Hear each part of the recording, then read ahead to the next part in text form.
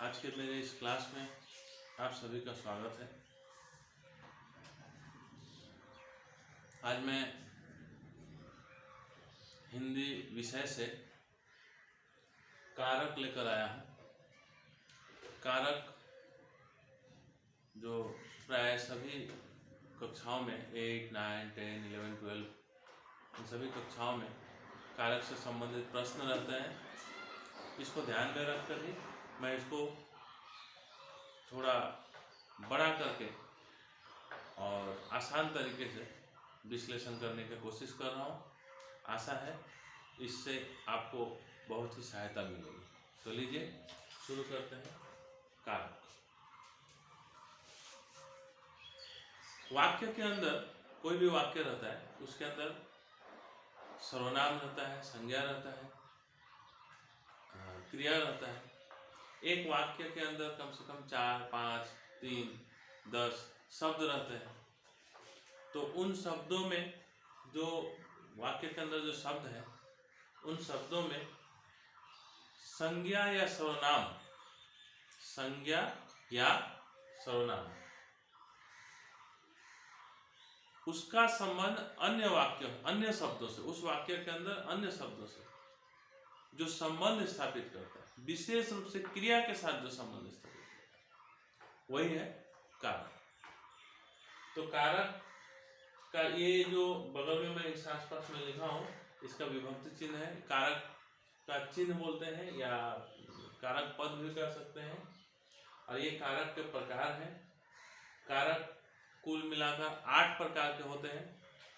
कर्ता कारक, कर्म कारक, करण कारक, संप्रदान कारक, अपदान कारक, संबंध कारक, अधिकरण कारक, संबोधन कारक। और इसके साथ कर्ता ने यहाँ 0 दिया हो, 0 यानी कि यहाँ कर्ता पद की विलुप्ति होगी, वहाँ नहीं होगी, ये साइलेंस रहेगा।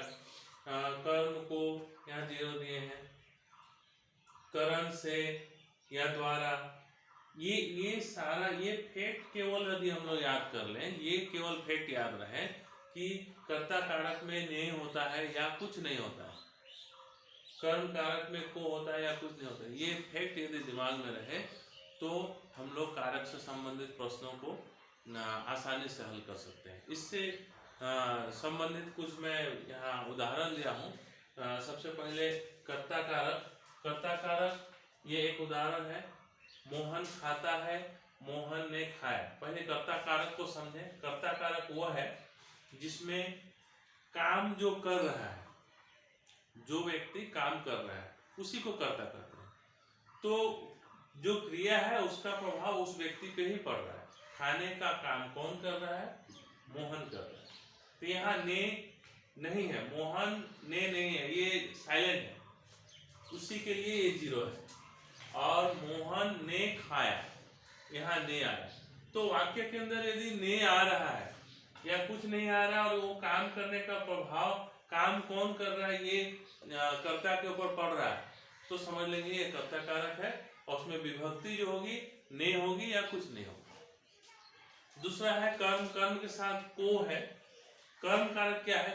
काम जो कर रहा है उस काम का प्रभाव किसके ऊपर पड़ रहा है? जो काम हो रहा है उस काम का प्रभाव किसके ऊपर? तो सोहन आम खाता है, खाने का काम तो सोहन कर रहा है, ये करता हो गया। लेकिन ये क्या खा रहा है? वो आम खा रहा है। तो खाने का जो प्रभाव है इसके ऊपर पड़ रहा है। सोहन मोहन को पीटता है, सोहन पीटने का काम कर रहा है, लेकिन ये पीटने का प्रभाव मोहन पे पड़ रहा है। यानी कि ये हो गया कर्म। कर्म के साथ रिलेशन को बनाता है, इसलिए यहाँ पे को आया। मैं कलम से लिखा, ये करण कारक का उदाहरण मैं लिखा हूं। मैं कलम से। करण कारक क्या है? करण कारक वो है जिसमें जो है जो काम किया जा रहा है किसकी सहायता से किया जा रहा है, किससे काम किया जा रहा है। तो मैं कलम से लिखता हूं, लिखने का काम जो हो रहा है मेरे द्वारा हो रहा है, लेकिन लिखने में सहायता कौन कर रहा है? कलम। चाकू से उंगली कट गई, कटने का काम तो हुआ, चाकू से कटने का काम हुआ, लेकिन प्रभाव किसके ऊपर पड़ा? उंगली पर। तो इसलिए ये उंगली कट गई, ये हो गया कर्म। और ये से से जो है किस चीज से किए, काम किस चीज से किए, किस चीज से कटी, तो चाकू से कटी, तो इससे इसका रिलेशन तैयार हो रहा है, यानी कि यहाँ से हुआ, यानी कि कर्म कारक को केवल हम लोग इतना याद रखें कि किस चीज के द्वारा काम को किया जा रहा है, यानी कि पूरी तरह से प्रत्येक सेंटेंस, जो भी सेंटेंस में जब हम लोग कारक को समझने की कोशिश करेंगे तो क्रिया के साथ अन्य शब्दों का संज्ञा या सर्वनाम के साथ विशेष रूप से क्रिया का किस तरह से रिलेशन तैयार होता है, उसी तरह से हम लोग कारक को पहचानेंगे और उसी के अनुसार उसका विभक्ति उस वाक्य के अंदर तो दिया हुआ ही रहता है। चौथा है संप्रदान कारक। संप्रदान, यहाँ पे प्रदान से भी ध्यान रख सकते हैं, याद रखने का ये तरीका हो सकता है। प्रदान यानी किसी के लिए कुछ प्रदान करने के लिए, तो यहाँ पे के लिए है, उससे भी पहचान सकते हैं। तो वाक्य में राम ने श्याम को पुस्तक देने का काम किया, किसके लिए किया, वाक्य यदि किसी के लिए काम किया जा रहा है ऐसा समझ में आए तो वहां पे वो संप्रदान कारक होता है।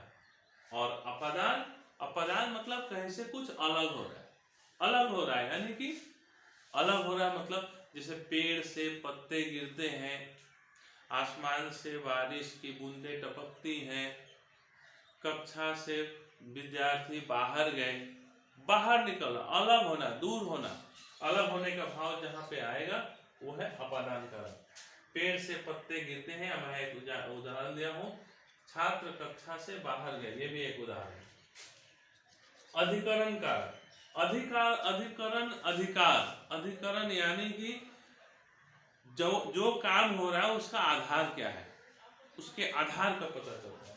अर्थात यहाँ पे है शिक्षक कक्षा में पढ़ा रहे हैं, शिक्षक पढ़ा रहे हैं, पढ़ाने का आधार कहाँ है, कक्षा में, वर्ग के अंदर, क्लास के अंदर पढ़ा रहे हैं, तो वो बेस हो।